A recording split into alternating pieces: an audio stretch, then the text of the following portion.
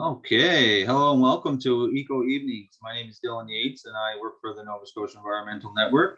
And I'm so glad to have everyone here this evening for this wonderful event.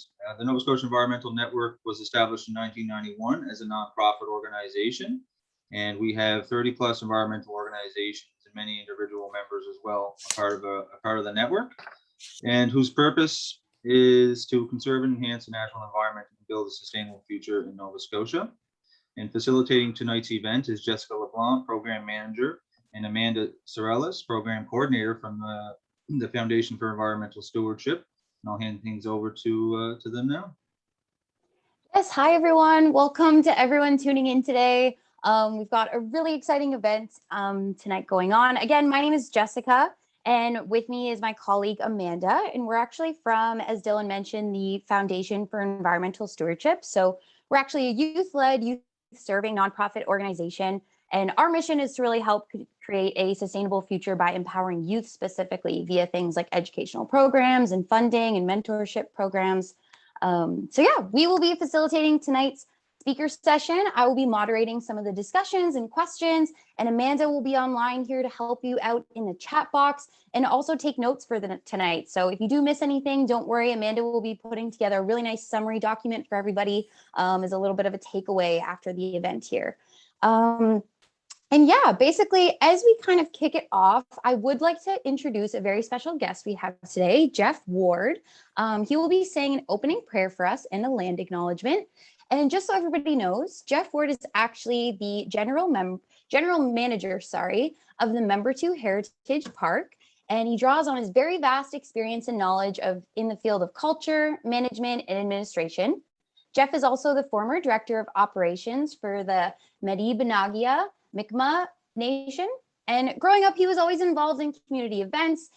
He has been a leader in their planning, coordination, participation, and when it became time to actually pursue a post-secondary education in the Bachelor of Arts Community Studies program at Cape Breton University, it was just a natural fit for him. So he's currently working on his master's degree, which is really exciting as well. A little bit more as a public figure, Jeff has also been dancing, drumming, performing his way into people's hearts since he was a child. He is currently a member of the Connecticut Singers, Sons of the Membertou and Thunder Eagle Singers, and most recently, he's performed the 100th anniversary of Vimy Ridge in France. He's also an MC for numerous First Nation powwows in the Atlantic region and Eastern USA. He's been a keynote speaker and MC for many conferences, including most notable being the MMIWG Commission of Murdered and Missing Indigenous Women and Girls inquiry at the Membertou, and just to name a few. Jeff has been referred to as the Mi'kmaq knowledge keeper and sharer. He is a leader of the White Eagle Sundance, a lodge keeper, a drum keeper and maker, conductor of ceremonies, talking circles, and justice circles with over 30 years of experience. He's also a proud husband, father of 4 successful adult children, and grandfather of 1 grandson. So with that, Jeff, I'd love to hand it off to you. I just a few things on my bio. I'm a leader of the Sundance, not the leader. I'm just there's a group of us. There's many great dancers and many leaders. And my Sundance chief, William Nevins, I owe a lot. My life and to many great teachings. And I come from a lot of great people, my family, and pray with a lot of great people. So I owe that to a lot of my elders. And it's a true honor to be here today. So I like this sacred sage. And a lot of people, if they've never experienced a smudging ceremony, what we're doing is we're lighting sage, and it purifies your mind, body, and spirit. Now, scientists have studied that, and scientists concluded that it actually takes bacteria out of the air. It takes bacteria out of your lungs. And our elders said, duh, that's what we've been saying for 500 years.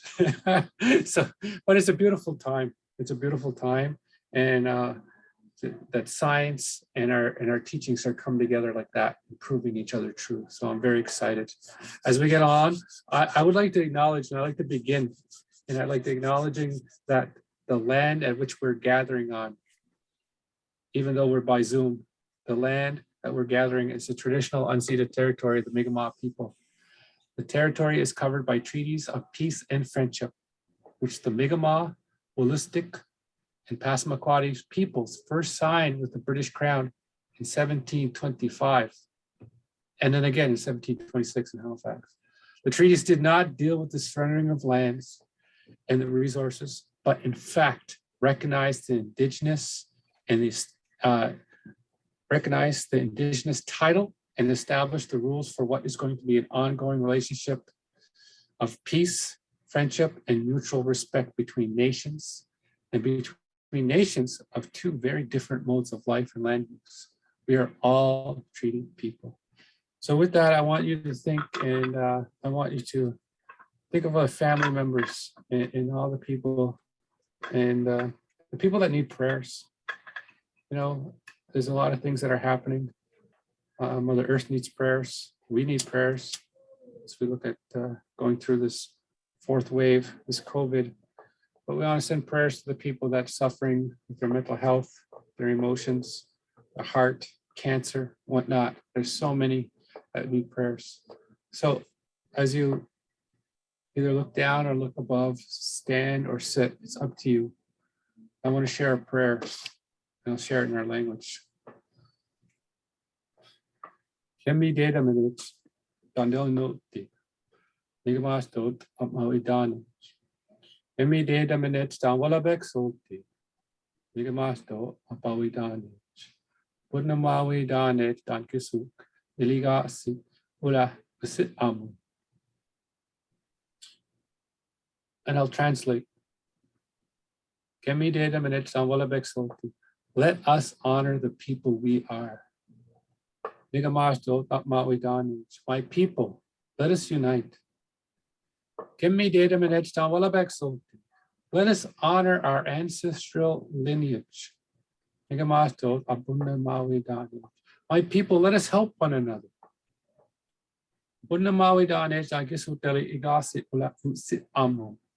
Let us help one another the way our Creator has placed us here upon Mother Earth. That prayer is also a song. That song is the Mi'kmaq honor song. And when my Uncle George fasted on that mountain and that song came to him, and yes, the elders of all Eastern Canada, he went and visited all the elders.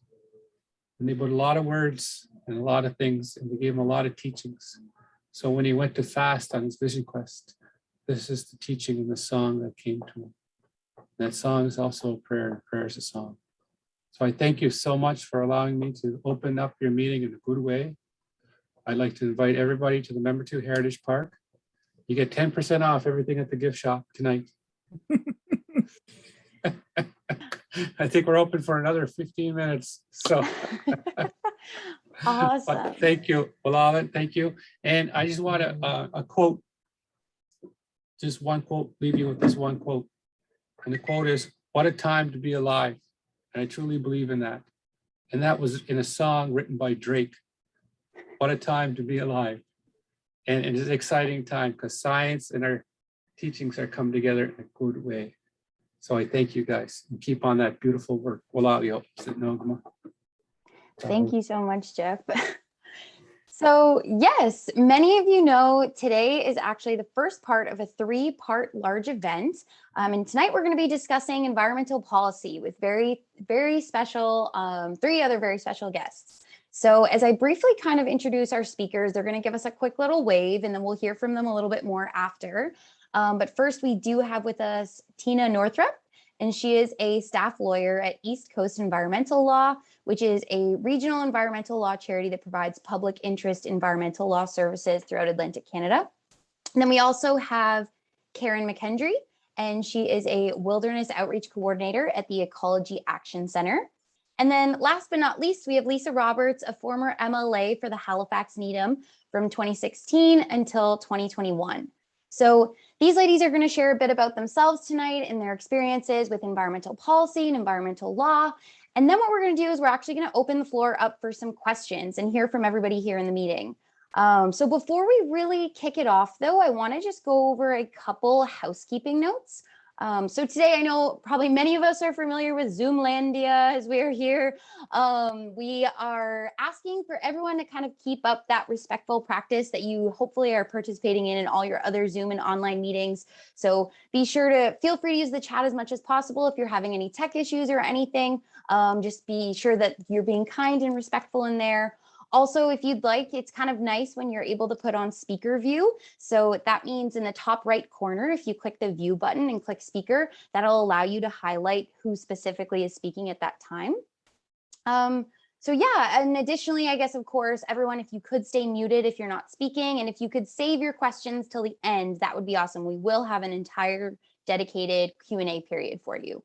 So yeah, unless there are any pressing questions dropped in the chat as of right now, I'd love to kind of kick it off and throw it over to Tina to kind of start the event off tonight. Hi, Tina. Hey, thank you. Thanks, Jessica. And thank you, Jeff, for that, for the opening and the prayer and the land acknowledgement, and for starting us off in a good way. So just a couple of extra things, I guess, just to sort of say about myself by way of introduction, and to say about East Coast Environmental Law, the organization that I work for. As Jessica said, I mean, we're a public interest environmental law organization, and a lot of the work that we do is really focused on public legal education and on community capacity building. And that involves a lot of collaboration with other environmental organizations, sometimes with government, and a lot of direct support services to individuals and community groups as well. And I have to say that I feel really very privileged to work for this particular organization. And I would feel privileged to work for any organization that had those specific areas of focus, because it's by helping folks to understand environmental laws and legal processes, and by sort of making those processes more accessible, that we can all work together to advocate more effectively for environmental laws and policies that actually get us where we need to be and serve to protect the environment and protect our own health and ability to live on the land for ourselves and for future generations. And in terms of my own legal practice, I have a few areas of special interest that are not the only areas of interest that I work in, but they're kind of my niche areas that I like the best. And they're human rights and environmental context, some rights of nature, climate change mitigation, and that sometimes includes energy law issues as well as municipal planning law issues, and then also Aboriginal and Indigenous law issues. And so just for clarity, if folks have questions about those kinds of issues later, Aboriginal law is the term that is used in Canadian law to describe Canadian laws that affect and pertain to Indigenous peoples in Canada, whereas Indigenous law is the area of law that is rooted in Indigenous laws and legal orders themselves. And so here in Nova Scotia, primary Indigenous law areas of interest would, of course, be Mi'kmaq laws.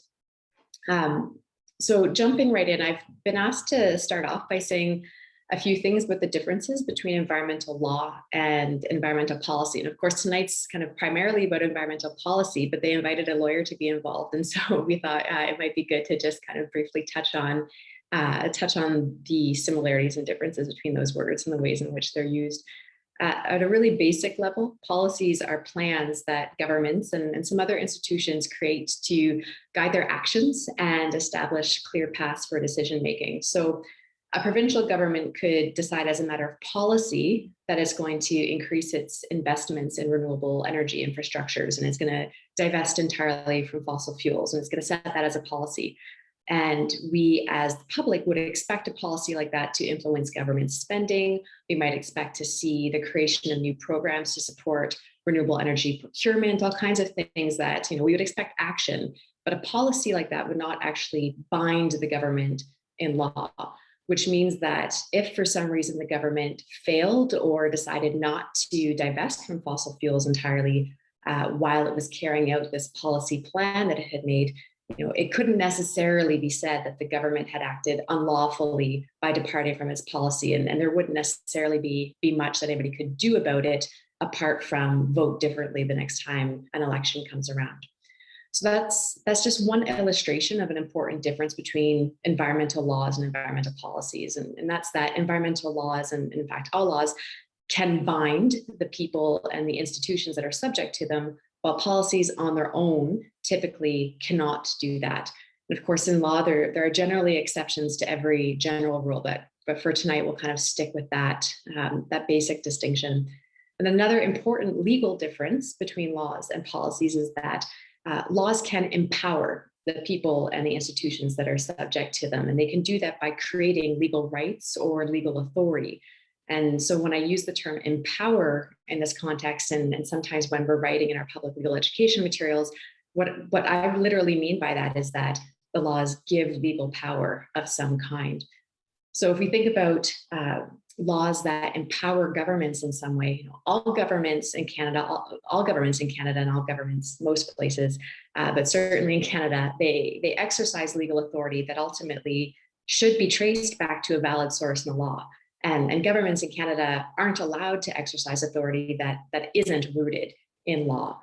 Now, if a government wants to extend its legal authority or create new legal authority for itself, it can do that, and it can do it by creating new law that gives it new powers. But that new law in Canada that governments create, it still needs to conform to and be in accordance with certain fundamental principles of Canada's legal order, and it would have to be constitutional. So governments can't extend their powers or their government's authority through policies. And so that's another important distinction between law and policy then. Government policies can only guide government actions and decision-making on matters that are already clearly within the government's authority. They're not a place for a government to extend its reach. So those basic distinctions, the fact that laws can bind and empower and policies typically cannot, those are sort of important fundamental distinctions between environmental laws and environmental policies. But that being said, things tend to get a bit more complicated in practice because on the ground, the distinctions between law and policy sometimes get blurred.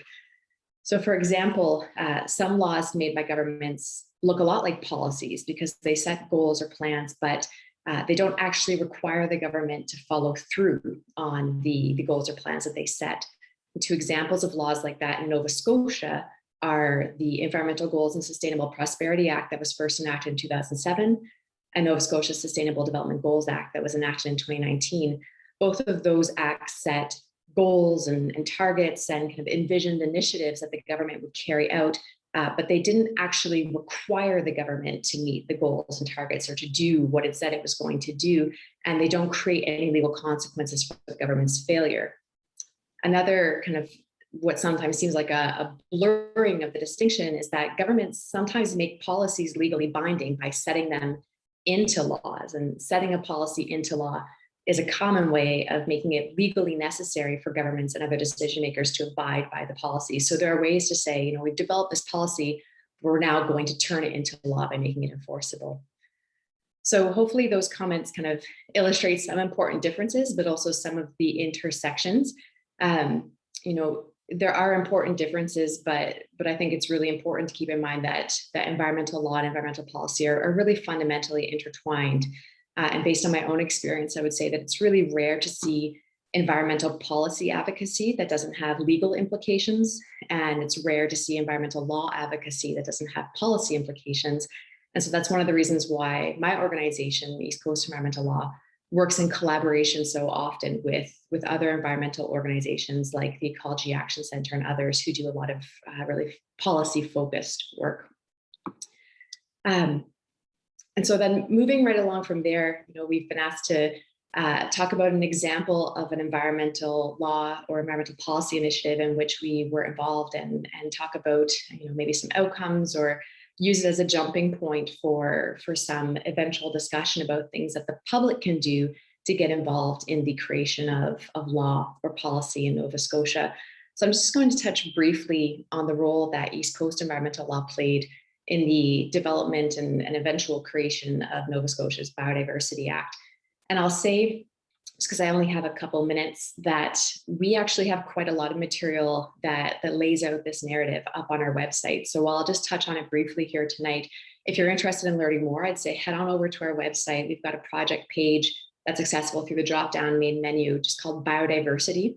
And if you go to that, you'll find a wealth of material there, and it'll lay you or walk you through a lot of this history. So just very, very briefly, and I think Karen's going to speak to some more of this, so I'll just touch on it. But back in 2010, Nova Scotia was undertaking efforts to develop a natural resources strategy. And one of the recommendations that came out of that was that Nova Scotia ought to create a biodiversity act for the province. And nothing much was done about that recommendation for a long time. But then in 2017, in an election year, the Liberal Party made a campaign commitment that they would create a biodiversity act if they were reelected. And so they were reelected. And we didn't hear too much about it for a bit. But then in 2018, a couple of stakeholder sessions that were by invitation sessions were held to discuss the Department of Natural Resources plans to create a biodiversity act for the province. And this is when East Coast Environmental Law became aware that the provincial government was actually getting to move forward with work to create a biodiversity act.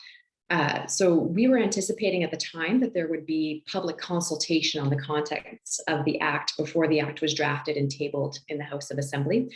And so we collaborated with the Ecology Action Centre to conduct quite a lot of research and develop recommendations for what we thought would be the contents of a really strong biodiversity act for the province. And then things moved very quickly, more quickly than we imagined.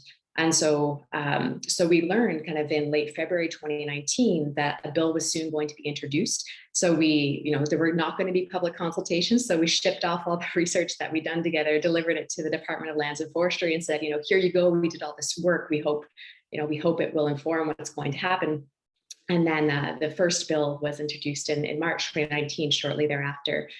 So that bill, the initial Biodiversity Act bill, went really quite quickly through first and second reading and then on to Law Amendments Committee. And the Law Amendments Committee process has a part of the process where members of the public can come and they can provide comments and they can speak. And so we participated in that, as in many other members of the public, and concerns were raised about the lack of public consultation. Ultimately, the bill was withdrawn and public consultation sessions were held in 2019. So we participated in those.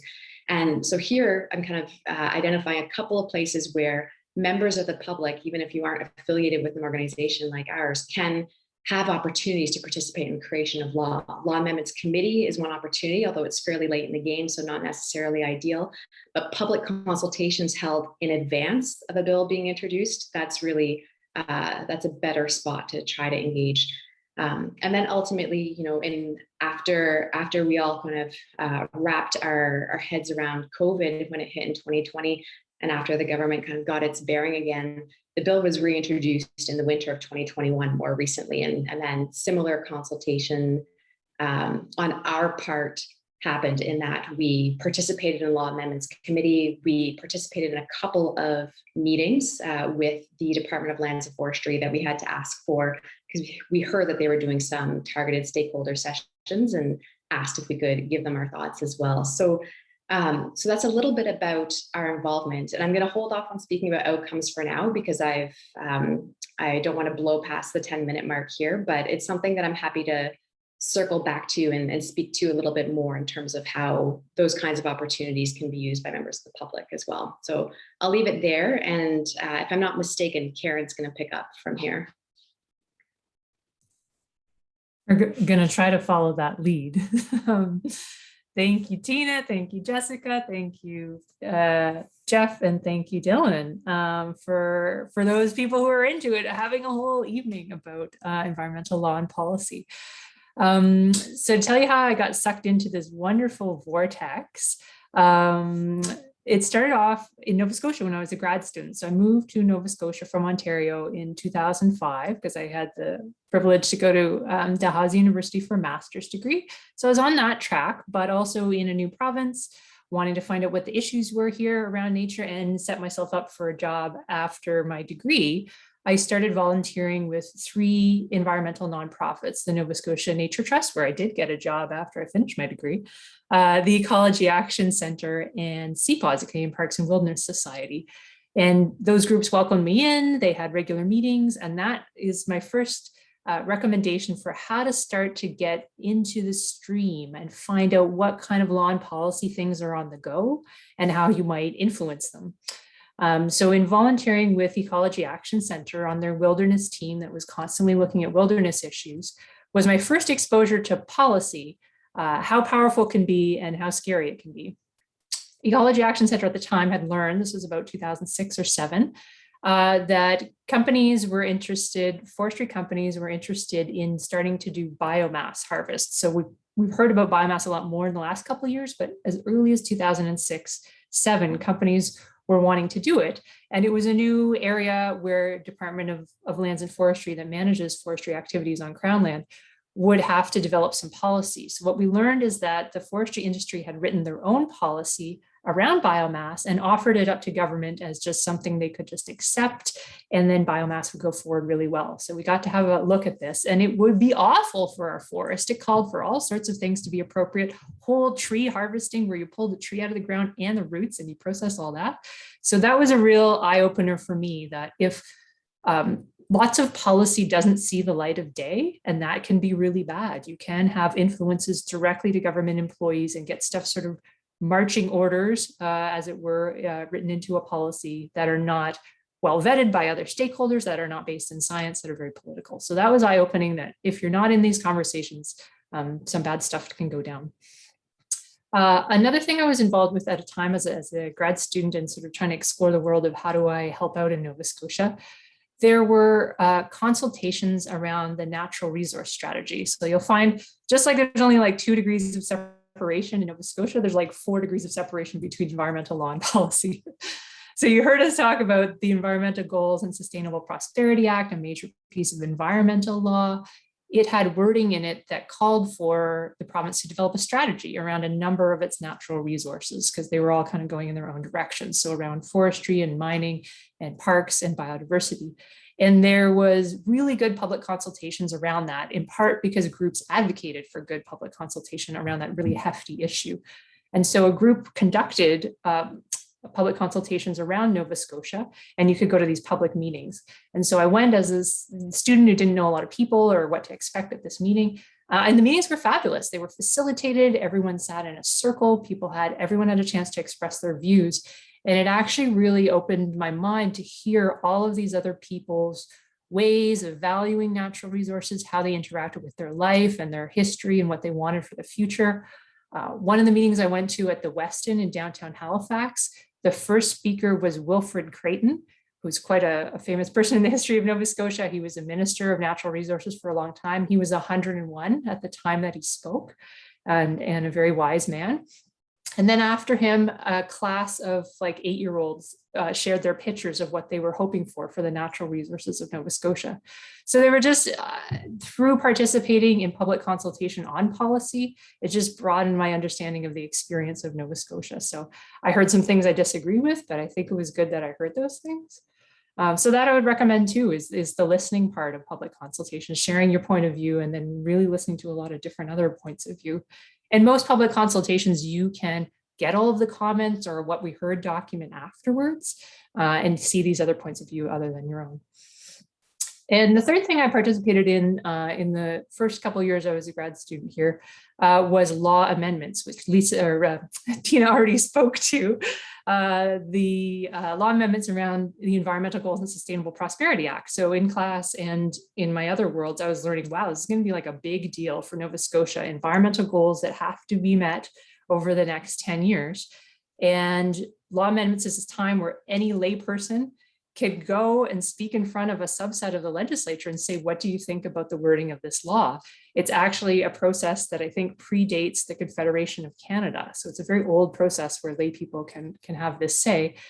And I don't know where I got the nerve, but I felt like the law was very good, but it was missing a section on environmental education, which I feel very passionately about.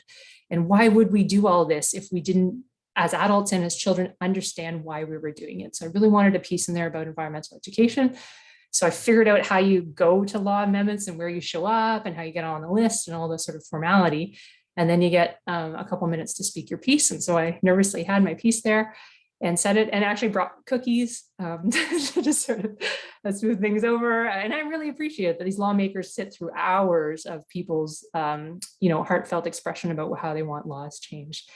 And then crushingly, environmental education was not included in the act after that. But it was a good learning moment in that, you know, I've been able to help advance environmental education in Nova Scotia despite it not being in that. So it was also, you know, when one door shuts, maybe you got to try to wedge open another one, and that not everything that we need to work on in Nova Scotia makes it into law or policy for various reasons, including political, but there still are other means of moving things forward. So since then, I've you know, starting 3 years ago, I started to work at Ecology Action Center, and now I'm an activist full time. And so I very much engage in how to influence law and policy and the other things that affect our environment. And so what I hope to bring to the discussion tonight is some of the techniques that I've seen used at EAC by myself and by others that have worked and have not worked, and the landscape of where we need to go in the next couple months and years to try to influence these things. Lisa? Hi, it's great to be with you all. So yeah, as I was introduced, I was an MLA for just about 5 years, which ended in July with the calling of the provincial election. And I recently ran as the NDP candidate for Halifax and was not successful. So full disclosure, I'm sitting against a blank wall in my bedroom because I don't even have an office right now. I'm kind of very much in a moment of transition, and there are young people downstairs, and not to mention some dirty dishes on the dining room table. But I really appreciate this opportunity to, you know, be a part of a conversation and kind of reflect back on some of my experiences as an MLA. And as part of the NDP caucus provincially, the reality is that we were a small caucus. So, you know, a cabinet might be 13 to 18 ministers. And we were, during most of my time, 5 MLAs. And so I was the NDP critic for forestry and about 7 other files. And so one of the things that I think it's really worth people on this call, on this conference, thinking about is just recognizing that you probably have, you know, if you have a passion issue, if you're engaged deeply on an issue, you probably have more knowledge and more uninterrupted time to spend on that issue than the politicians that might actually have some real influence do. And so that isn't to say, I mean, MLAs arrive with a host of different backgrounds. And so there might be somebody who has worked on a particular issue beforehand. But honestly, I found the job overall to be just like an incredible learning experience, which I sometimes likened to like doing a PhD on like a bunch of different disciplines at once, or like taking an overload of maybe more so like undergraduate courses, like where I was trying to like learn on too many, almost for me, it felt like often like too many different fronts at once. But I did develop some knowledge and some great contacts. And I thought I would just share a few reflections on some successes on the environmental policy front, and also maybe a failure. So the Environmental Goals and Sustainable Prosperity Act has already been mentioned. I think it would be a really interesting book project for somebody else to write, to have like have the story of that piece of legislation told from multiple different perspectives. I've heard it told in a long interview with Mark Parent, who was the minister at the time, the environment minister in a progressive conservative government. It was a minority. There was sort of a moment of opportunity opened up, and there was definitely a very strong deputy minister who had some experience and relationships across departments. And there were also some ideas which I believe had been presented by the Ecology Action Center, maybe not only, on his desk. And there was this moment of opportunity where the government was going to be going into a session, and it wasn't clear what the kind of core piece of business was going to be, and he was able to maneuver to get this idea on the cabinet table. And it was a smart strategy, because by making goals, by putting goals into a law, and particularly by having some timelines of like annual progress reports and 5-year reviews, it kind of counteracted the tendency in government to do things only in election cycles of 4 years.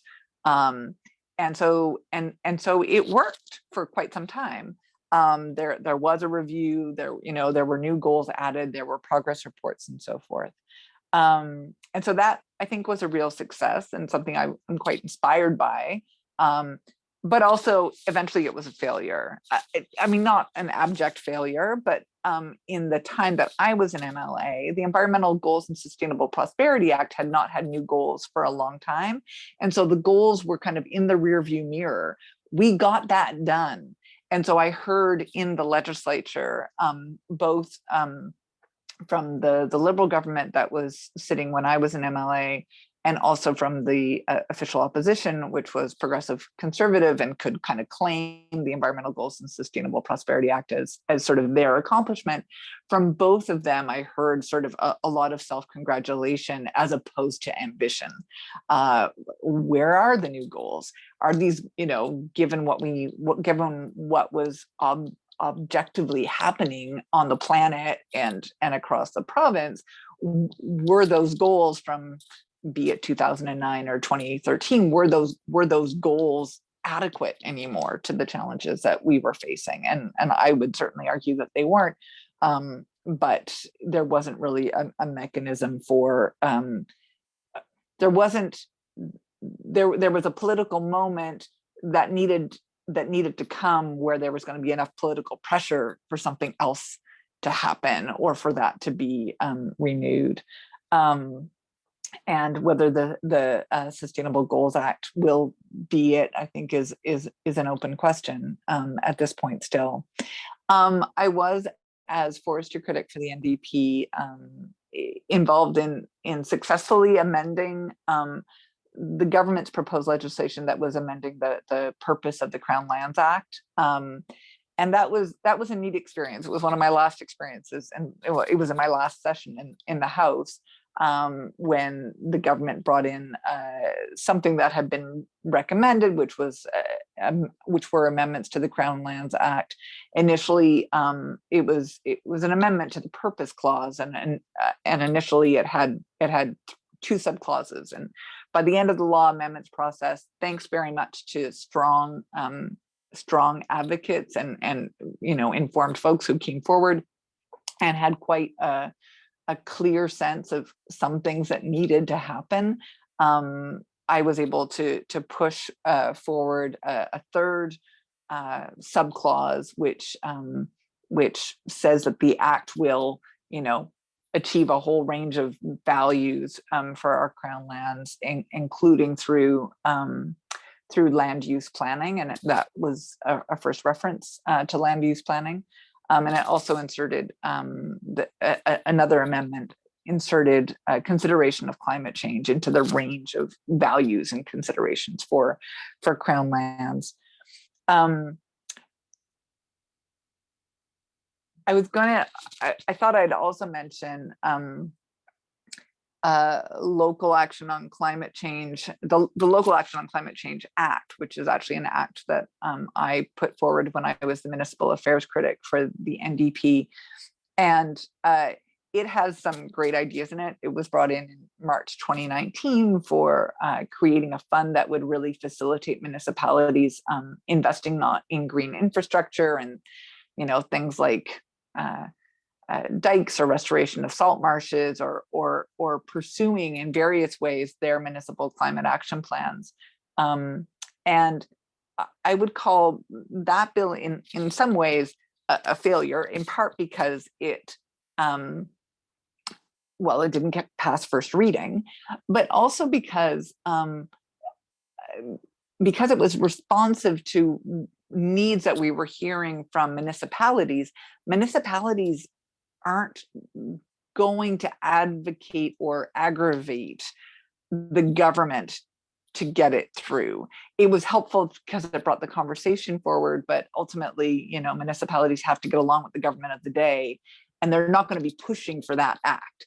And so I realized that, you know, especially opposition bills, that they rarely get passed. But when they do, it's really because it's not particularly an opposition party's bill, but because it's a bill that is important to enough constituencies in the province that the government also hears about it from a range of people, and they feel pressured to move forward.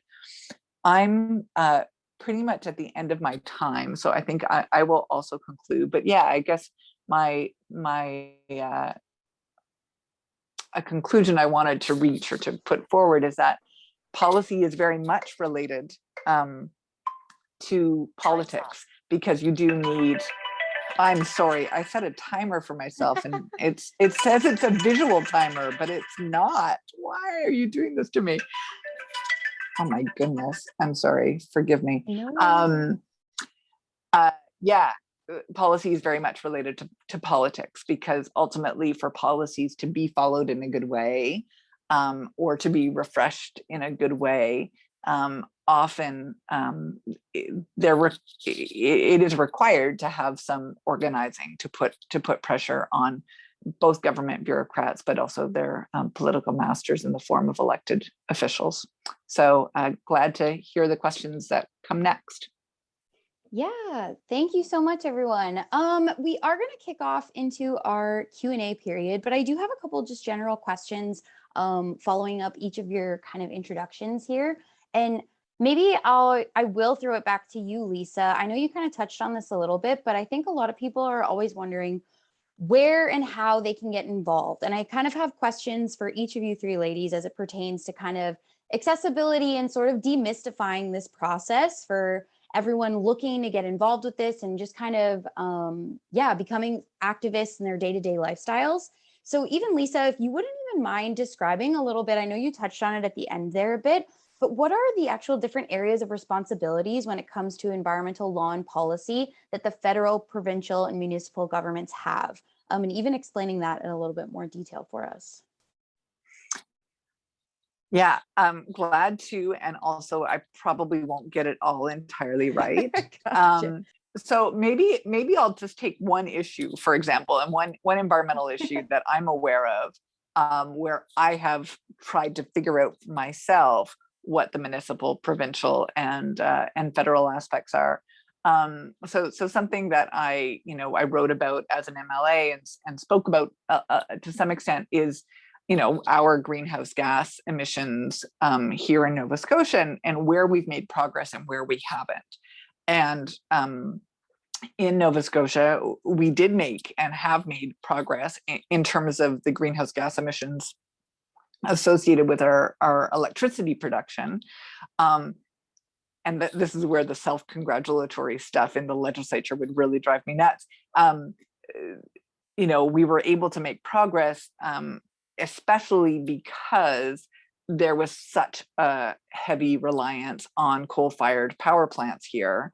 And so, shifting some of our energy production towards renewables really had a big impact. And there's still a bunch of work to do there. And I'm not an expert on that, but one of the things that I'm quite aware of is that the reductions that we were able to make as a province, thanks to the Environmental Goals and Sustainable Prosperity Act, that progress has largely been wiped out in Nova Scotia by increasing emissions from transportation, and particularly from the growing popularity, which is not unique to Nova Scotia, of light trucks and sport utility vehicles as personal vehicles. And this is like a piece where I find that there's a lot of, or I get excited about the potential for acting on this issue, because at a municipal level, I see a lot of engaged citizens concerned about road safety, concerned about pedestrian safety, concerned about bicycle safety, which is really related actually to the preponderance of larger vehicles on our roads. And so at the municipal level, there's policy and to some extent laws in terms of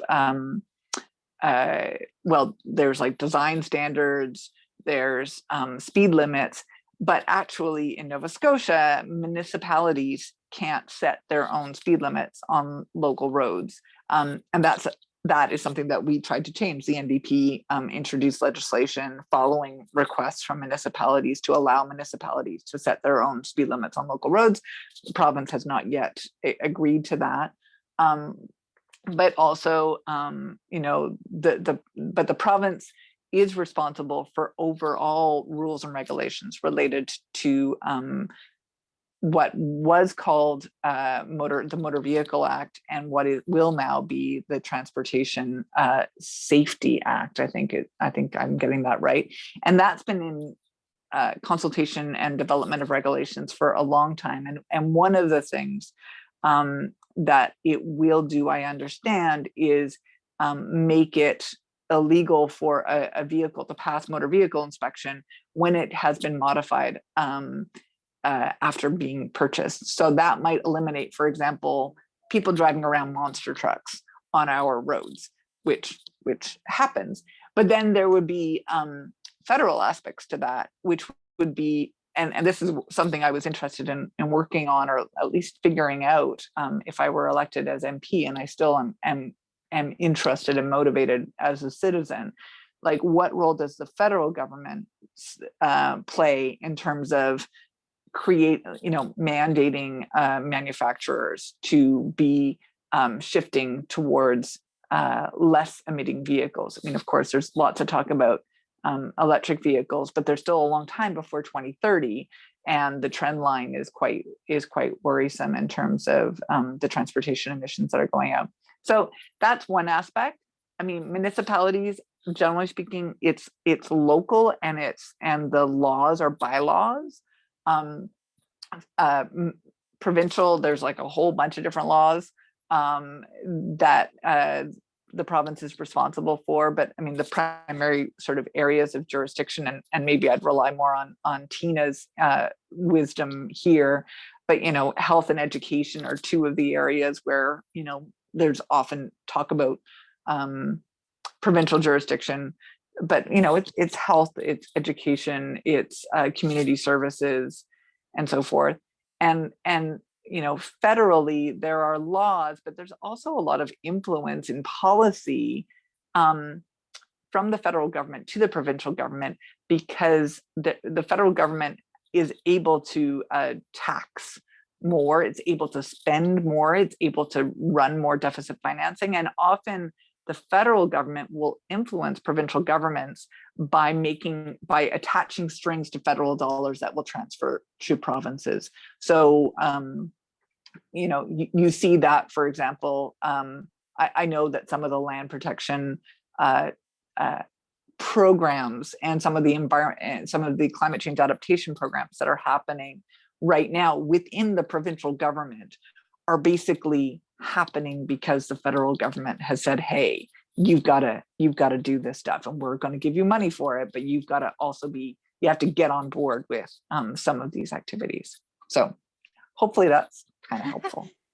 Thank you. Yeah. And as you kind of mentioned, I would love to pop it over back to Tina, actually, to kind of tag on to that, and also maybe add, Tina, I mean, how often could you explain some instances where ECE law is really looking for that community influence and support from people that are in this room today, and how, one, they can be sure to be sure that they're on some type of newsletter or getting this information, or two, just staying in the loop, and what that could support and influence could look like for you? Sure, happy to speak to that.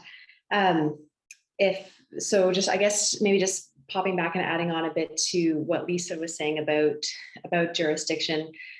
It's as she describes, and it's like this for most scenarios. So really every environmental issue that you could imagine. I mean, if you kind of throw dart at a map of environmental issues in Nova Scotia or elsewhere, you're going to hit one, and there are almost certainly going to be intersections between federal, provincial, and municipal jurisdictions. So, but often those intersections are different with every issue. So it's always a matter of looking at an individual issue and going, okay, now what are the coalescences here? Where do things intersect? Very broadly speaking, Canada's constitution divides certain heads of power between the federal government and the provincial governments. And so provincial governments have powers to govern over property and civil rights in the provinces. And that has been interpreted as giving them powers over, if you think about property, that's kind of, under the Crown's jurisdiction in the provinces, you think about forests, you think about mineral resources, you think about all the natural resources that exist within a province. So it's a huge wide scope of environmental matters that comes under provincial jurisdiction. The federal government has constitutional authority over seacoast and inland fisheries. So fish-bearing waters tends to involve the federal government, another area where you're almost always going to see some federal government input. And then the federal government also has kind of wide authority over things that kind of transcend the borders between provinces and territories. So if you've got an issue that's a Canada-wide issue, like climate change, toxins and pollutants that are kind of airborne and spreading and things like that, I mean, the federal government's going to have a hand in that. So those things intersect. And the municipalities, they act with provincial powers, constitutional powers that belong to the provinces, that the provinces delegate to municipalities. That's how municipalities act. And then we also can't forget Indigenous governments as well. So band councils and governments that have been recognized under treaties with the provinces, and they're a bit of a different picture as well. Band councils will act under authority that has been recognized and given to them constitutionally through federal jurisdiction, sort of powers that the federal government thinks of as its own and thinks of as delegating to band councils. Obviously, some problems there. Failure to recognize inherent governments and inherent governance powers of Indigenous peoples, but nevertheless, those realities remain. So lots of blending jurisdictions is really the kind of answer, just to reinforce there. So I would say that if somebody is looking at an issue and they don't know how to engage or where, and they don't know which level of government, I would say contact us if you want some free information, because we do operate an environmental law inquiry service, and it's available on our website. And we get these kinds of questions a lot. Kind of, I'm interested in this issue. I don't even know who to contact. Like, do I write a letter to my MLA? Do I write a letter to my MP? Do I write a letter to my municipal council? I don't know, but we can try to help you sort that out. And then to respond to your question about, issues like things where we're looking for support and how to maybe be aware of that. I have to say that, we're a tiny organization, and sometimes we feel overwhelmed by the prospect of asking for support because we don't know how we'd even manage a bunch of volunteers. And we're a little bit different from the EAC, for example, in that the EAC is really great at doing these call outs. They've prepared a template letter, and they want all Nova Scotians who care about an issue to kind of write into their MPs or their MLAs on an issue, and they put those out. We rarely do things like that, and often it's because of the fact that as a legal organization, our position's a bit different. So more often than not, we're doing the opposite thing. We're trying to see what communities might need our help, what individuals might need our help, what environmental organizations, and we're trying to meet those needs. It's more rare that we're kind of putting a call out for public involvement in an issue. And if we are, we're typically doing it in cahoots with the EAC or another organization. So that's just, it's a bit of a funny thing in the way that we tend to work as an organization. But we do have a newsletter. Folks can sign up for our newsletter, and we're on Twitter and Facebook as well. And our newsletter does kind of, if there is some kind of call out, it'll be there. So awesome. Okay, thank you so much. And Karen, I guess I would love to hear a little bit about your experience with this as well. I mean, speaking as coming from a student, then a volunteer, and then a professional in this setting, specifically your experience with these public consultations and the law amendments. I think you might have a very unique story to tell potentially to everyone here in this room tonight about your experience figuring that out, navigating that. How did you start from the ground up, so to say? How did you get that information that you needed that got you in that room there? Yeah, I mean, I have my personal journey, but then also people do contact me all the time. And I would say from two perspectives. There's some people who have their issue and they're very passionate about it and they need to find their people. And then there's people who are like ready to take up arms on something, but they're not quite sure specifically what yet. So I'd say, like Tina said, you have an issue. It probably relates to law and policy. So you're mad about clear cutting, or I was contacted by someone who's mad about how many black bear mothers and cubs are accidentally killed in Nova Scotia. So you have this thing that is wrong and unjust about the environment, and you got to figure out who's in charge of that and try to influence them to change. So we can help navigate. Probably has to do with law and policy, and that law and policy is probably federal or provincial or municipal. And then what I find so often, and you hit the bullseye here, is it's probably at the intersection of a couple different laws and policy. And I say that in that way because then you want to navigate, okay, well, if it has some provincial jurisdiction, our elected officials are MLAs. So you meet with an MLA about the topic. I'm very concerned about this. It falls under provincial law. What can you do about it? What are you hearing about it? And they'll say, well, that's actually at the edge of provincial law. What you want to do is not meet with me. You should meet with your MP about this. And then you go meet with your federal representative and they're like, oh, that's actually the jurisdiction of the province. So that's where you want to sort of do some homework ahead of time and try to find the hook for who you're going to meet with and why it is in there, why it's a problem for them and why you have the solution. So if you have an issue, you can find the right people to sort of navigate your issue so you can try to influence change around it. And then, yeah, as I said, when I first moved here, I knew I cared about some broad subjects, but not like how that played out in Nova Scotia and who were the players and what was the work that really needed to be done. So then it was good to just go to some groups and be a participant and sit back and hear about it until something really, really jammed for me. So for example, when I first moved to Nova Scotia, I care about species at risk and nature conservation, but the more I was here, I found that a high proportion of land in Nova Scotia is privately owned, like 70% is privately owned. And that's really different than other parts of Canada. So if we're going to save our biodiversity, it requires a whole bunch of people with private land working together. So then I sort of had my aha moment. I was like, oh God, if we don't all get our act together on private land, we're like super screwed. So then I went down the rabbit hole of learning about the law and policy that relates to private land conservation. So it's also about finding a sense of place. If I was when I lived in Ontario or BC, I worked on different things, but it's like, what is the work that needs doing here? And that took a little while of listening and feeling out different groups before I found that. Interesting. Thank you for sharing. And as I kind of wrap up, I guess, general questions here before I open it to the floor, I think it would be really helpful if we heard from each of you. And if you could just speak a little bit to maybe an immediate call to action that you each would suggest. A lot of people are feeling a ton of eco-anxiety. We talk about this in a lot of our programs, just reactionary activism all over social media and everything. And I think a lot of people are just feeling all of the fire, but not knowing where to channel their energy and their actions in a immediate sense. So if you did have a specific call to action or piece of advice about what some people could get started with tomorrow, this week, this month, whatever that could be, I'd love to hear what your thoughts are on that. And maybe I'll throw it back to Lisa. And if Lisa, you wanted to start. I feel that. I mean, I feel it myself. And it's interesting having just basically lost my job, that I actually feel it more because I'm not involved.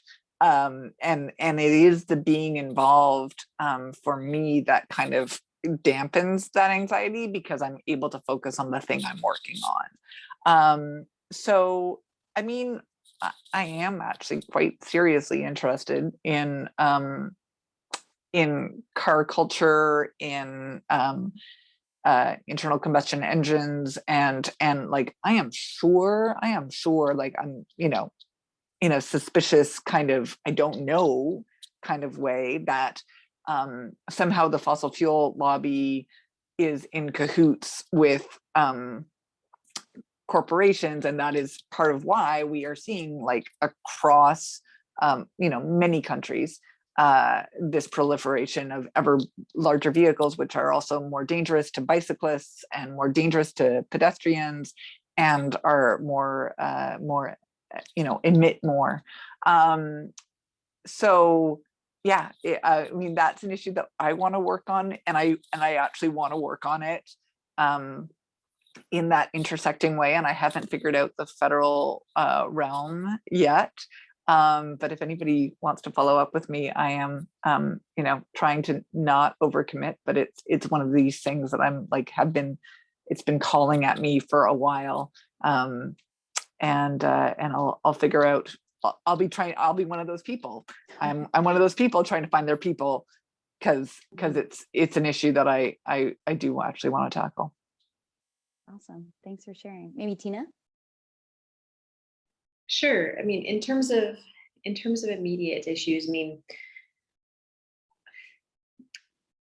I'm going to speculate a little bit here, and I'll say emphatically that I have kind of no inside knowledge. This is pure speculation, but speculation based on, I think, reasonable inferences. But in our provincial election, which happened fairly recently, the Progressive Conservative Party during the campaign period had written in their platform about bringing in a new Environmental Goals Act, that's included in the mandate letters that have come out since, which leads me to suspect very strongly that they're planning to scrap the Sustainable Development Goals Act that was enacted in 2019, which never actually was brought into force. It never, it's just been kind of sitting on the shelf waiting to be brought into force.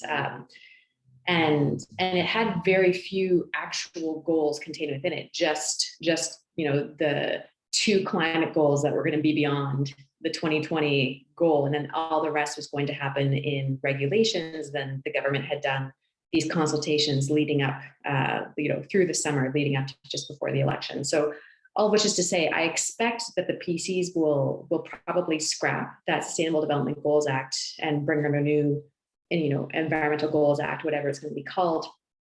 And my hope is that they will take a careful look at all of the results and the materials and the thoughts and ideas generated during the recent consultations on the regulations under the Sustainable Development Goals Act. My hope is that they would do that, and I think they'd be wise to do it. But who knows? And so I would say, as an immediate sort of call to action, with a new government in place, I think it's worthwhile to, for folks who are engaged, who care about issues, to speak with their representatives and let them know what's on their minds, let them know what they're thinking about, what they care about. I mean, if indeed we're going to see the Sustainable Development Goals Act replaced by a new Environmental Goals Act of some kind, I think that could actually be positive, because it would be an opportunity to get some good goals and targets set into the law itself rather than in regulations. But I'm a little bit fearful that there might be some backtracking on some of the ambition that we saw in the climate targets that were the GHG emissions reduction targets that were set in the Sustainable Development Goals Act. So I think maybe preemptively encouraging your representatives to be ambitious and be even more ambitious about GHG emissions reduction goals, and to talk about other goals that you might like to see included in this act that may or may not hypothetically be created in the not too distant future. But either way, I think letting your representatives know what's on your mind when a new government has come in, I think is worthwhile, and particularly given some of the politics that does matter and come into play when it comes to these kinds of things. I mean, government is rarely, I think, and Lisa would know more about this than I do, but my sense is that a government is rarely going to stick its neck out on an issue if it doesn't think that it has a solid enough foundation in terms of enough of a mandate from the public. It wants to know that there's going to be enough public support before it goes and does something that is maybe also going to produce some backlash. So the more you can show that there's widespread public support on an issue, the more likely you are, I think, to see a government be ambitious on an issue. Thank you. Thank you. And Karen, I guess, yes. Any last calls to action, pieces of advice? Lisa, would you like to make a comment on Tina's comment? Okay, sorry, Karen. Over to you, Lisa. Well, let's keep it going. Karen first, and then I just had another issue that I would love to make a 20-second pitch Beautiful. Yeah. Okay, for sure. So Karen, yes, any calls to action, pieces of advice? I know you mentioned the passion in education, and environmental education. Any even pieces of or suggestions about how anyone can really get involved in education on specific environmental law and policy? Yeah, I mean, to stay attuned all the time to issues that you can take action on this week, Ecology Action Center sends out a newsletter every 2 weeks, and you can hear about hot topics that we're working on and things that are coming up. For people who have that burning passion and are experiencing some eco-anxiety, I say take care of yourself and ask for the caring that you need. Because I can say a lot of us, myself, my friends, my colleagues, are experiencing rising eco-anxiety for good reason, and also rising burnout from working on these issues for a long time because of the pandemic, because of demands on our time, including women and mothers' time. So don't have your head and heart explode, and find your people, and hearing about other people's actions can help lift you up. Tina already spoke to one that I think a lot of people are going to have their eyes on. There was that Sustainable Development Goals Act. There was widespread consultation led by Clean Foundation. I think it's a big disrespect when any government, including through using their bureaucracy, goes out, hears from the public, and then shelves that or doesn't do something with that. So there'll be a moment where the current government will decide whether to take those learnings, that wisdom, because there is really good wisdom that comes from public consultations, and incorporate that into their thinking, what they do, or say that was a past government and shelve that. I'd be pretty mad about that. So keep an eye on that.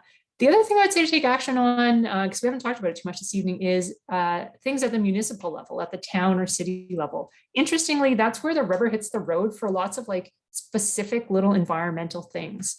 Like when cars are getting run over by turtles, or no, turtles are getting run over by cars. Oh my God. Like really like physical destruction of the environment that people call me about and email me about. It sometimes plays out at like, what are our planning rules? Where did we develop and why or why not? Who holds the power about where we develop and not? So it is worth it to try to figure out, how is your city councilor, how is your warden, whatever municipality you're in, how are they working on environment or not? And there's often a really good opportunity there for some education on a topic. If it hasn't sort of been thought of as their jurisdiction, they often don't know a little about it, but there's often things municipalities can do on environmental issues. And then you can see the results like right down your street or right in your lifetime. So it can be very like a tangible change. Which can be so rewarding when feeling that anxiety and that burnout and everything, to just win one. Yes. And sorry, Lisa, back to you. Oh, just briefly, that another area where I was the NDP critic for much of the last 5 years was housing and affordable housing. Housing that people can afford is a huge issue across the country, but here in Halifax for sure.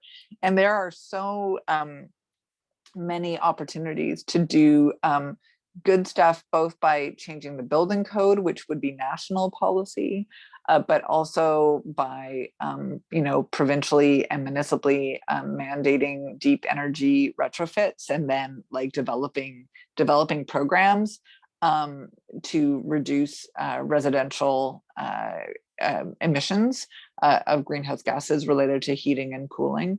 That's another area where I think that there's a lot of work to do, and some really interesting work that is both policy but also like technology. That's another area where I'm interested in like seeing where I can fit.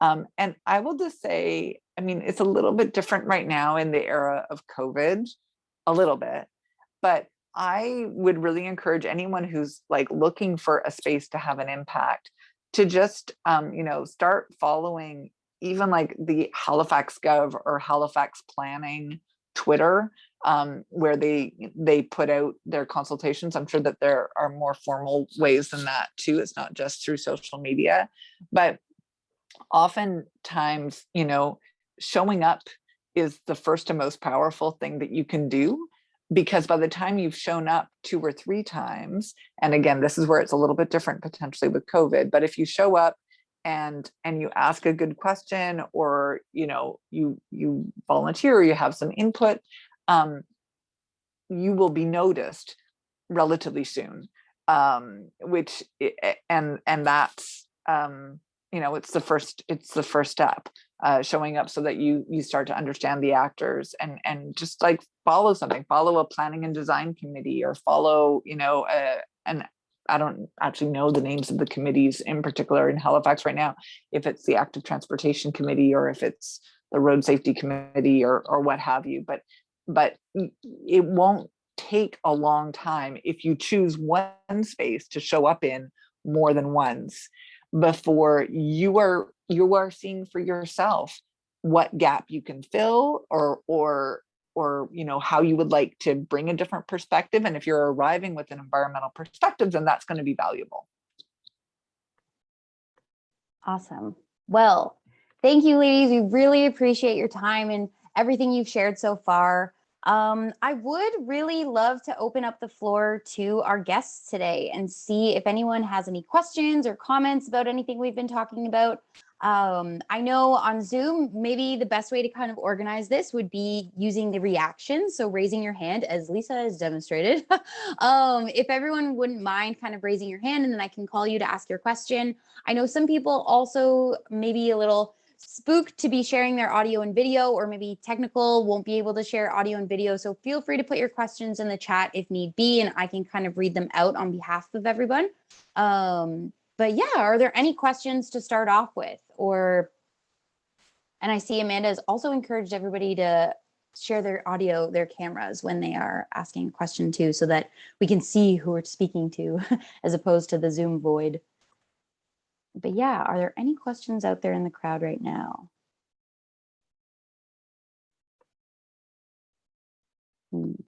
Maybe we'll give it a minute and see if anyone kind of pops up. Amanda, I know you had a really good question kind of on the go here. I saw you had messaged about it, about kind of precedent and interesting laws coming up. Would you want to ask that question? Sure. So something that I read about, which I thought was really cool, was the idea of like a river or a natural resource being recognized as a legal entity or persons. So I just wanted to know if there were any other really unique environmental laws, policies, or like legal occurrences that you think will set an impactful precedent in the future. So that's kind of open to anyone. Maybe Tina. Yeah, I'm happy to jump in on that. I've been following the rights of nature and sort of legal personhood for ecosystems and, you know, other than human species for a little while now. And I do think that's really interesting. And I think we're seeing a lot of really interesting development there and some great advocacy here in Nova Scotia. And I think, Lindsay, I don't know if you want to put in the chat the Facebook page for the group that's formed up around here, because right now I'm blanking and I can't remember the name of it, but Lindsay Lee, I know you're out there. So if you want to put that in. So for anyone who wants to get connected on those issues, I think that'd be a great group to connect with. I think precedents are being set all the time. And I think it's, there could be all sorts of things to point to. Nova Scotia's Biodiversity Act, as many of you know, experienced a lot of controversy this past year. And it's the act that we have in place now just came into force this past week. But, it's not the act that was initially imagined, but it is nevertheless the first biodiversity statute in Canada. It's the first of its kind in Canada. And that's an important precedent, even if it doesn't do everything that everybody hoped it might. Similarly, Nova Scotia's Coastal Protection Act, first of its kind in Canada. I think, there are lots of, and sometimes cases, often decisions from courts push us a little bit further in the development of the common law, which is what develops through decisions made by courts. And so I think there are all kinds of things to be thinking about in terms of the new steps forward on long-standing issues. That's to me what precedents are. I don't think there's ever anything that's totally revolutionary or out of the blue or some thought that nobody's ever had before. What I see more often is a new step forward along a good direction. And I think there's lots of great examples like that to point to get excited about. So, different issue areas that interest different people. I think you can probably find some good cause for hope in every issue area. Thank you, Perfect. Tina. I see a Mary, I believe, has a question. Mary, feel free to unmute. It's Murray actually, but that's okay. Oh, sorry. No, it's okay. Anyone can answer the question, but it might be best for Lisa. I'm not sure. I was just wondering how you would characterize the demographic of people in Nova Scotia who are making their voices heard for environmental issues. Like, is there a lot of youth, or does it seem to be more older people and maybe even race? Just, is there a wide range of people actually having their voices heard? That's a really interesting question. I mean, I think certainly on the Biodiversity Act, which was, you know, a moment during a legislative debate over a piece of legislation when we all heard from a lot of folks on both sides of the issue. I think it was primarily in opposition property owners. And I think there's an interesting thing in Canada in general, where certainly also at the municipal level, often people who own property who are disproportionately white and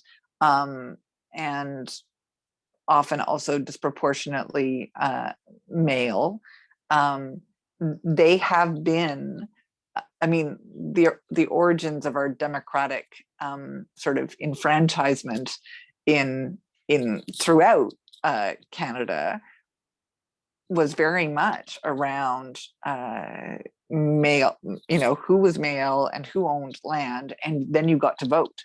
And so our franchise has been expanding over a series of years, decades, and every one of those with political struggle. But I would say that there's still certainly with the Biodiversity Act, you know, when I stood up and spoke to it, I actually asked the legislative library to pull me some resources where we talk about what the limits are to our entitlements and our rights to do whatever we want on our land. And there's quite a long tradition of discussing, you know, in fact, what the limits are to our rights as property owners. But I would say that, you know, in elections, and I was, of course, just involved in an election in Halifax, you know, it's still disproportionately older folks and settled folks who vote. And that's also partly because, you know, younger people often are getting connected to their communities, and elections are often, you know, about local candidates or local issues. And if you've just arrived, or if you're, you know, if you're torn between a couple different places where your identity is tied, you may not feel moved or have it in your life to get out and vote and get involved. It unfortunately, it can be, I think it actually is, often people with relative privilege whose voices are heard because they're able to, you know, they're not working 3 jobs because they're able to, you know, control their own schedule in a way that allows them to participate in consultation processes.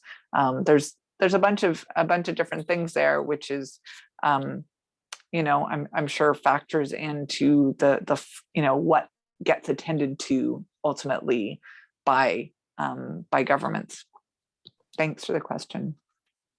Yes, thank you. And Karen, would you like to add to that? I did exactly want to add to that and say that speaking up and acting and trying to do something about an environmental issue, I think can look different for different demographics, and you don't always see each other.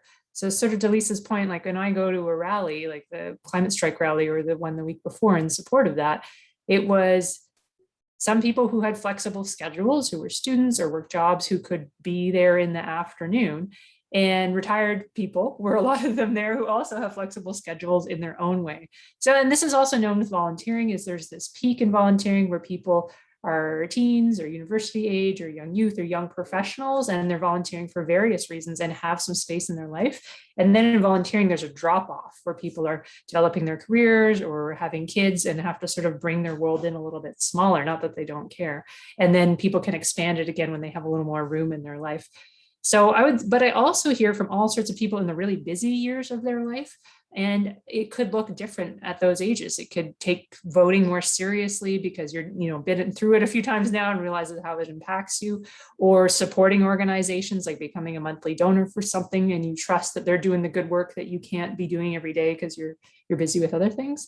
But it depends on different demographics. I remember once went to the legislature for a rally around midwifery. There was a midwifery program and it was being cut. And I was having kids right at the time, so it really mattered. And we came for a rally, and the rally was pretty big. And there was all these women there carrying babies that they were breastfeeding because we're all off work on paternal leave. And so I was like, oh, there's a whole demographic of people at home for a year raising babies. So you have a flexible schedule, but you have to go somewhere where you can have the kid all the time. So I think of these demographics as you're occupied with different things and you can still act on the environment, but it looks different at different ages sometimes. Awesome. Thank you. And I'll take a question. Actually, I'll pull one from the chat here from Lindsay. It says, one particular issue where I've noticed a lot of shifting of responsibility between federal and provincial governments is open net pen fish farms. Could you speak to what the powers of each of those governments are and how citizens might be most effective? Is there anyone that would like to tackle this right on? Lisa? Yeah. Oh, So, and then Tina. And actually Tina could probably speak to it better than me. So I totally defer to her on everything. The whole time I don't think I really realized until after I was elected that a member of a legislative assembly is involved in law. So I don't entirely understand why or what the genesis is of, in British Columbia, open pen finfish, open, not on land. Aquaculture is regulated and managed by the federal government, whereas on the Atlantic coast, it is managed by the provincial government. And so federally in British Columbia, there's a mandate to rather slowly, but to move towards only closed containment on land aquaculture for finfish, whereas that is not, the government's choice at this point provincially. But yeah, I'm glad to hear what Tina says. Yeah, I mean, I'd certainly agree with that. And it's complicated, I think, is the short answer to that question, Lindsay. It's complicated, but I mean, the genesis of the difference, and full disclosure, I mean, East Coast Environmental Law does a lot of work on this issue, and some of it's in collaboration with the Ecology Action Center, but it is not me who does a lot of work on this issue. So I have a generalist knowledge of this, but my colleagues Lisa and Mike really take the lead on this particular file in terms of the work we do on it. But speaking at a very high level, the difference in BC is that there was litigation in BC, and the courts weighed in, and the courts did an analysis and held that that given their interpretation of the federal government's constitutional authority over seacoast and inland fisheries, they had authority over aquaculture because they recognized aquaculture as a fishery for the purposes of that constitutional head of power. That decision doesn't bind Nova Scotia's courts. We haven't had similar litigation here, and so the province sort of continues to carry on. And as far as I understand it, there's quite a lot of federal and provincial collaboration in terms of working to expand and kind of reimagine and promote aquaculture industries in Canada. So I don't think the federal government, as far as I understand it, is particularly interested in getting involved over here necessarily. And it's an open question, what would be better maybe. I will say, Lindsay, East Coast Environmental Law has a number of resources on this on our website. So there's some research papers and reports from a handful of years ago. And then most recently, and I'll just put the link in here, we actually did last summer, we did a summary series, which is a series that we have of kind of short-ish guides to certain areas of the law. And this one, the one that I put the link into, is a summary series that deals with aquaculture's regulatory framework here in Nova Scotia and how, like, what are opportunities for public engagement in the regulatory process. So when an aquaculture company is, say, proposing to develop a new site or expand a site or, you know, change its operations in some way, what is that process and how could somebody get involved? So that might be helpful. And then more generally, I mean, I am just going based on memory here, and I might be wrong, but I think the Progressive Conservatives said in their campaign that they would undertake some kind of review. Maybe they didn't make an actual commitment, but I recall that there was some suggestion that they were open to looking at the use of open net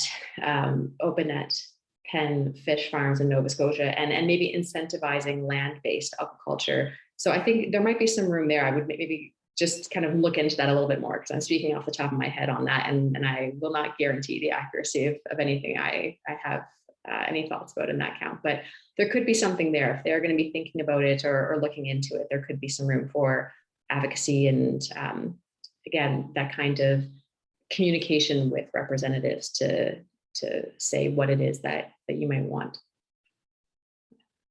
Fabulous. Thanks, Tina. I'll move to another question in the chat.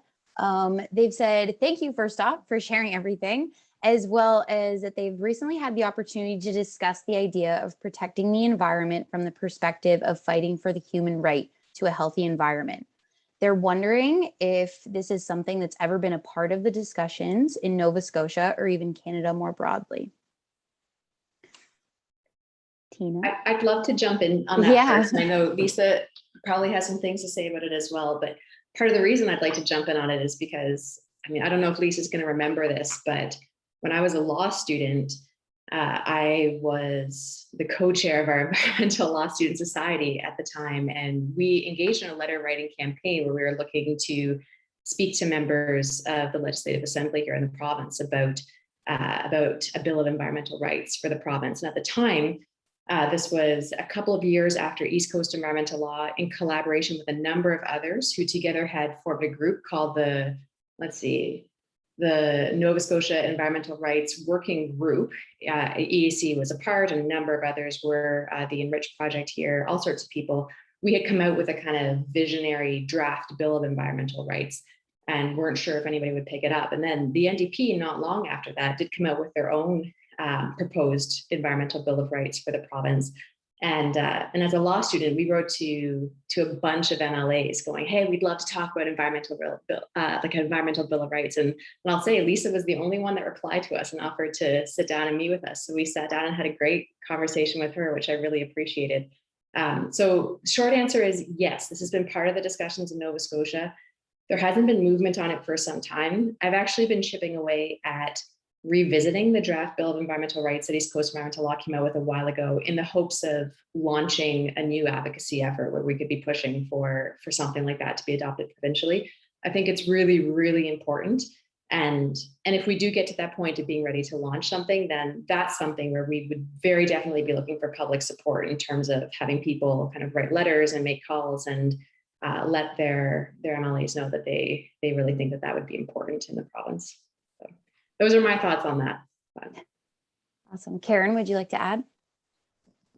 Yeah, more of like a meta comment around, this expression that I don't know if you hear, but I live by, is it takes 10 years to become an overnight success.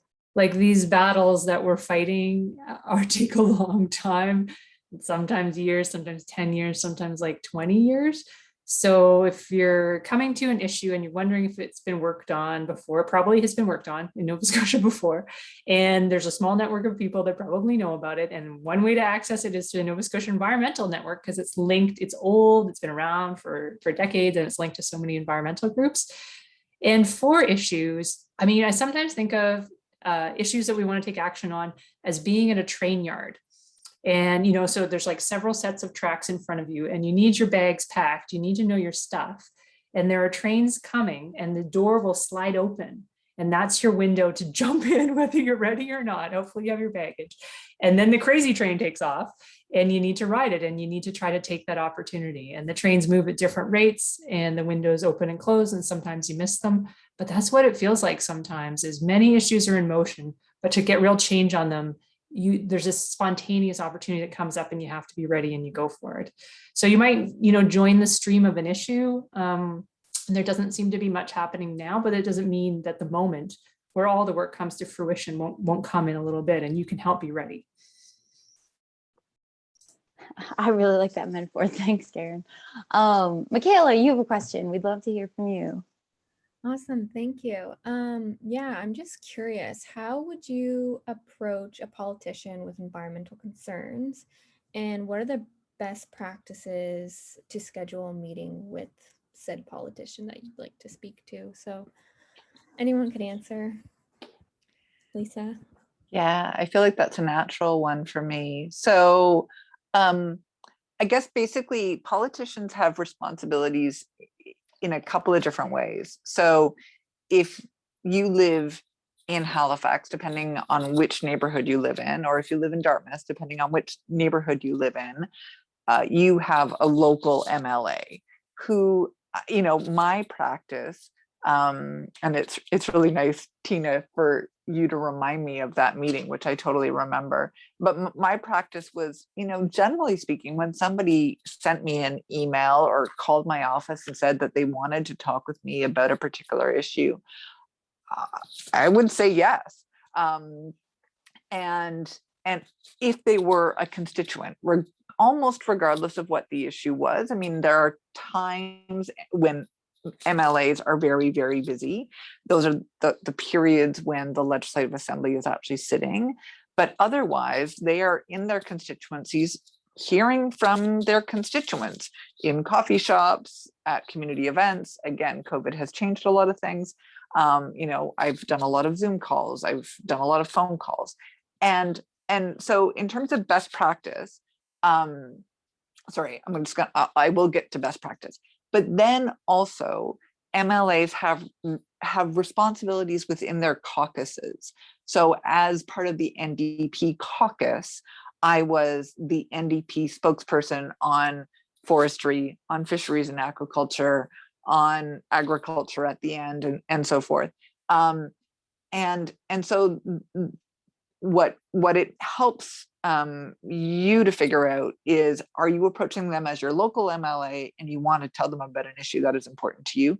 Or are you approaching them in their caucus role as the critic on a particular issue, or even like as the minister of, if they're a member of the government, as the minister for a particular issue?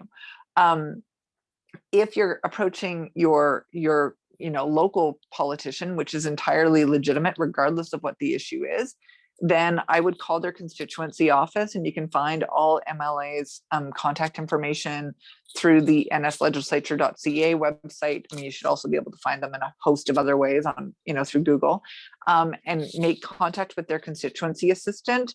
I find actually constituency assistants, they answer the phones a lot. So like emailing is fine.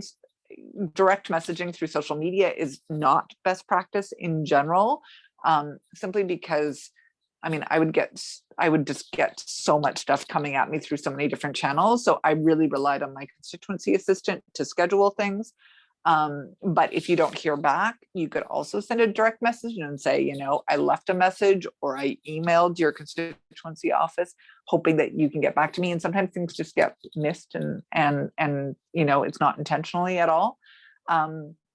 Or if it's related to a constituent, to a caucus role, then you could contact the caucus office. And generally speaking, the people who would have meetings with the critics and with through the caucuses, generally speaking, those would be meetings with kind of organized groups. So I would meet with any individual in my constituency.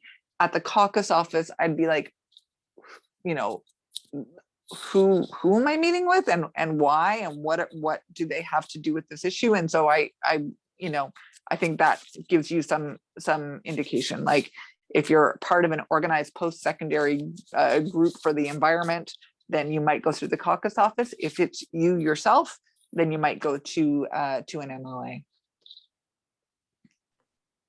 Thank you for answering the question. Thank you for your question, Michaela. And I think I will take what seems like it may be the last question that's in the chat, since I also don't see any other hands. So if you still have a question out there, raise your hand or drop it in the chat now, or else we'll probably wrap up after this question here.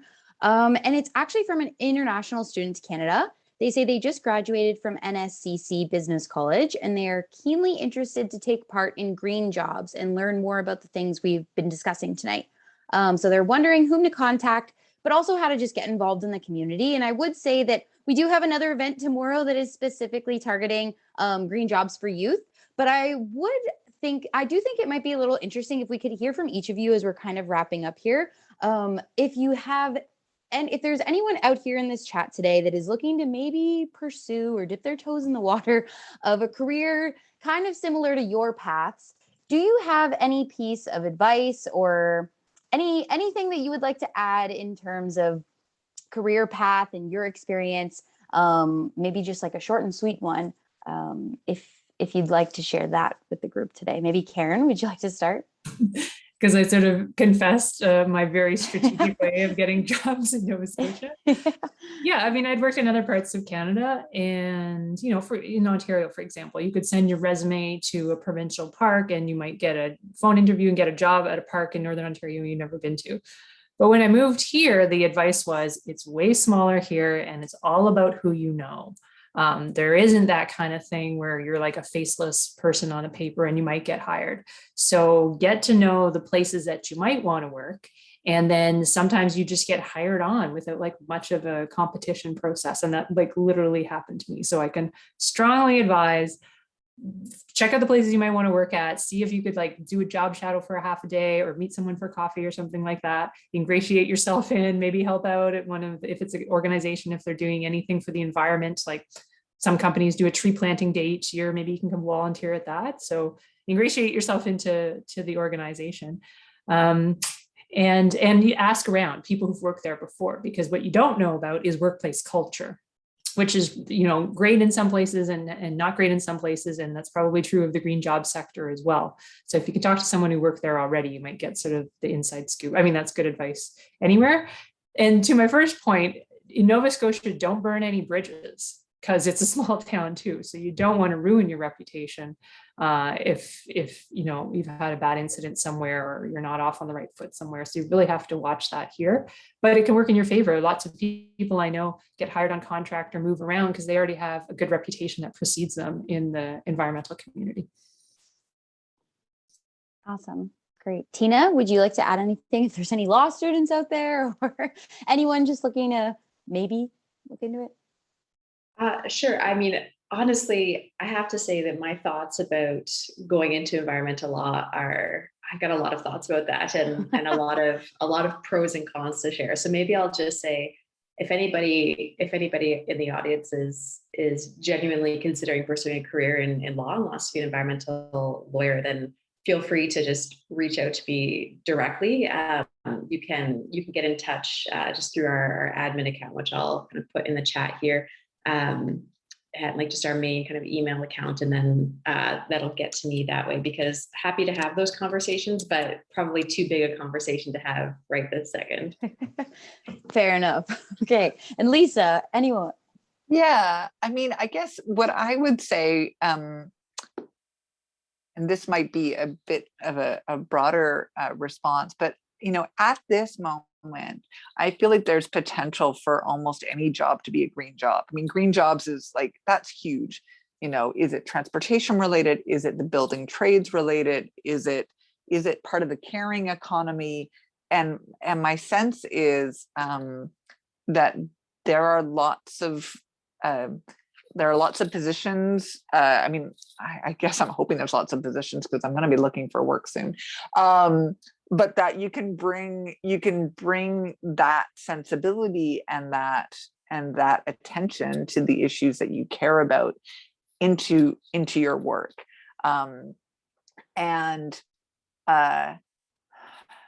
I had a corollary to that thought, but that sort of a little bit like Karen said, I think, depending on your interest, what kind of green job is it that you're interested in? Is it start showing up in spaces where that work happens, reach out, like find people on social media or find organizations on social media, or if there are such things as like public consultations. I mean, I think about, I've had quite a few interactions relatively recently with people doing deep energy retrofits and in the building trades, like they are struggling for people in all kinds of aspects, and many of those aspects there's potential to bring an environmental sensibility to it. So figure out what your interest is, and then try to do that kind of networking with people, so that you're, if you show up and you show up again and you show up in a helpful way, like when somebody's running a public consultation, if you show up and are willing to like do the democracy and answer the questions, or like take notes at a table when there's, markers are distributed, and you actually respond to the surveys, and then you follow up afterwards. I think Nova Scotia is small enough that gets noticed, and could be a springboard onto something that is not just volunteer participatory. Beautiful. Show up with intention. I like it. Well, yes, I know, Autumn, you had mentioned in the chat that you might have a question if you're out there. Feel free if you want to unmute now to ask, or if not, that's okay. Thank you. Oh, beautiful. So this is kind of a pretty big, complex question, and I don't know if we really have a lot of time for it, and there's a lot of intersecting variables going on. So my question is basically with respect to the complexity of settler Indigenous relations, and basically intersects with contested places and biodiversity. So I basically am looking into, like, I don't know as much as I would like to about these topics. However, I know that in BC, within like the Fairy Creek area, there is a rare species that is within a location that's being harvested. And despite Indigenous lands and territory alone, the rarity of this particular species of lichen is interesting. And I'm just wondering how logging is able to proceed, and if anyone knows more on this topic or issue, and if so, if they would be able to provide more background on this. Additionally, how do you think this ongoing issue, as well as others with biodiversity and rare species endemic to certain areas, will be able to be addressed and can inform conservation priorities within policy and law within this province of BC, but other areas within Canada as well? Sorry, that was a lot. I'm happy to tackle that if Karen and Lisa, if you're okay with that. So I guess that is a big question, and I guess just a couple of framing things. So, and maybe just to make sure that I'm on the same page, what I'm hearing in your question has to do with, what happens when you have situations where there might be Indigenous rights at stake in terms of, like, maybe I'm misunderstanding, but what I'm hearing is potentially in this case, Indigenous rights to harvest, to actually use the resource, to log, to engage in cutting. And what happens if those butt up against what might be conservation concerns that maybe other Indigenous folks or maybe settler folks have with respect to, a rare species that might be in an area. So am I understanding the question right? Is that the gist of the question? Yeah, so it's basically a particular area that, in my understanding, is supposed to be protected. And I know that part of it is with like near a watershed. But as I said, I don't know as much as I would like to on this question, so that's why it was kind of tricky as well too. But it's like an old growth speckle belly, rare species of lichen. So I was looking at one article and it was talking about how the premier was basically elected and was supposed to pass a law 4 years ago for species at risk legislation. And so far, to my knowledge, not much has been done on this topic. And basically just looking at if this was supposed to be done years ago, how has this not, been engaged further? And where does that leave, I guess, this territory and their lands to be harvested when obviously there's so much opposition against it? Right. Okay. Yeah. So a few, I think a few kind of questions rolled into this, and I don't want to. I think it's a good question, and you're right. It's a complex question. I don't want to then kind of turn this into a 30-minute academic lecture on intersections between biodiversity and species at risk laws and issues having to do with Indigenous rights. I mean, I guess I'll say as a preemptive thing, it's important to keep in mind always, and the Fairy Creek situation is a good example of this, and would be very easy to see an analogous situation happening here in Nova Scotia. But sometimes issues are not entirely clear or cut and dry when it comes to Indigenous rights at stake, because I mean, with the Fairy Creek example, there are Indigenous rights to harvest that are at stake. There are Indigenous interests in logging that are at stake, and then there's also Indigenous opposition to logging. So sometimes there are conflicts, and that makes conversations about Indigenous rights and intersections between Indigenous rights and provincial laws even more complex than they might be if it was just a straight up conflict between an Indigenous right and a provincial law that might threaten to infringe that right, or might by its inaction be infringing a right. So with that context being said, I'll guess shifting it over to the Nova Scotia context. I mean, in Nova Scotia, species at risk issues are dealt with primarily under Nova Scotia's Endangered Species Act, but there are also other laws in place that exist to protect species in the province. But the Endangered Species Act is the act that is sort of intended as an act to protect species at risk, and it also intersects with the Federal Species at Risk Act to some extent as well. And we don't see a lot of, I mean, there's action under the Endangered Species Act in Nova Scotia, but not as much as we might like. And this is something that my organization has reported on a few times. We actually have a new updated report coming out probably next week that'll kind of update everybody on our assessment of the province's progress under the Act. So there are a lot of examples of species that are languishing because they haven't been protected properly as the laws demand. And so that's definitely a reality.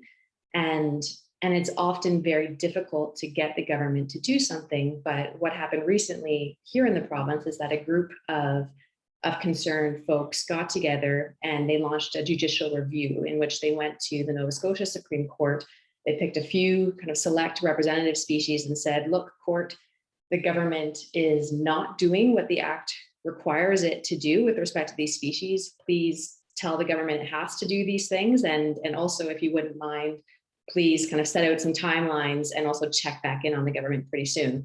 And the court didn't go so far as to set strict timelines or agree to check back in on the government's progress, but it did go so far as to say, yeah, government, you're not meeting your obligations under the Act, you have to do these things. And there has been some progress since then. I mean, the judicial review proceeding, I think, sparked enough of a sense of flurry that it did get some things done. And there have been there's been some movement, not as much as we might like, but some movement. So that's something that can be done.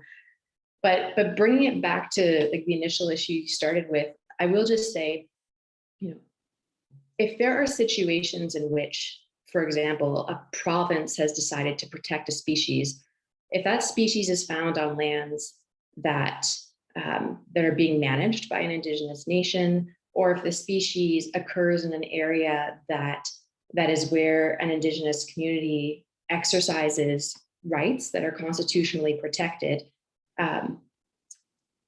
my own view and the view of the law to some extent, to quite a far extent, is that those Indigenous rights should take precedence. And sometimes that might mean that then there are going to be really tricky questions about conservation, because it's going to have to be a lot of voices in the room weighing the pros and cons depending on the species involved. But I do just want to, I guess, emphasize because the way your question was initially worded, like, in those kinds of situations, I think it's really, really important for settler conservationists and conservation groups to recognize Indigenous sovereignty, to recognize Indigenous rights to regulate and govern and manage resources, and to be putting priority there, because you wouldn't want to, or I certainly wouldn't want to see a situation where a provincial government is using the kind of baton of a species at risk law to conserve a species at the expense of Indigenous rights being exercised, rather than working with the Indigenous group in question to find an appropriate balance. So I guess I'll just say that, but I hope that answers your question to some extent. Yeah, thank you so much. Awesome. Like I said, it was kind of complex. I was going to write it in the chat and then it wouldn't let me because I think my question was too long. And then, yeah, you addressed that very well. Thank you so much. I think also Karen might have something to add on that as well. Thank you so much, Tina. Yeah, something to add, which also does bring it to the Nova Scotia context. But if part of the conversation we want to have is around the intersectionality of provincial law, Mi'kmaq inherent and treaty rights, and what different knowledges are telling us about rare species and what needs to change. I mean, two sort of spaces to watch or things to be attuned to in Nova Scotia and examine, to me, would be the recovery plan for black ash. So it both is a species that's listed under Nova Scotia's Endangered Species Act, and there's lots of Western evidence about why that species is in trouble. But the recovery strategy was done in cooperation with Mi'kmaq people and groups, because it's an extremely important species from a Mi'kmaq perspective, and there's a lot of knowledge and tradition held there. So that to me is like a newer way to maybe work on these species. So I'm super curious about what's happening since that recovery strategy has been written, and Mi'kmaq groups are already working on that species already before the recovery strategy. So that's a neat sort of space to be attuned to.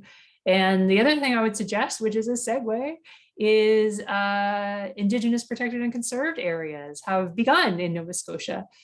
So where there is Indigenous-led conservation stewardship about a specific piece of land, and it is additionally recognized under provincial and federal targets around protected areas. So it like counts towards our protected areas targets that we want to reach, but it also can be viewed as a piece of work towards reconciliation and returning some sovereignty over pieces of land about how they're managed. So fortunately it's underway, and NSCN has a talk coming up about that. So I'm going to attune to that. Yes. And this was awesome. I do want to be very respectful of everyone's time because it is getting fairly late on a weekday. So I will say we will have some space and time for people that want to hang out and really do a deep dive into some of these bigger, more complex questions if needed. But I do want to kind of start to wrap us up here. Again, just being respectful, and thank you so much, everyone, for coming out tonight, for attending, for listening, for being respectful. I want to say thank you so much to our speakers. This is going to kind of wrap up the first day of this event, but like Karen has mentioned, we have 2 more days. So tomorrow, we will actually have another session on green jobs for youth. And then the day after that, we will be doing a deep dive into IPCAs as well. So we encourage everyone to really try to attend that. As well as we did just want to make a special mention, I'll put it in the chat here. This event was sponsored by this really cool organization called Rising Youth. And they offer small, really low barrier community grants to youth ages anywhere 15 to 30. So we definitely suggest checking them out. And yeah, what we're going to do now is we're actually going to open up some breakout rooms. So if anyone does really want to hang out, ask some deeper questions. Autumn, if you'd like a follow-up or anything, we're going to open these breakout groups and everyone can feel free to jump into them, ask some questions in a smaller group setting, and we'll leave it open probably for the next 10-15 minutes. We'll see what the turnout's like.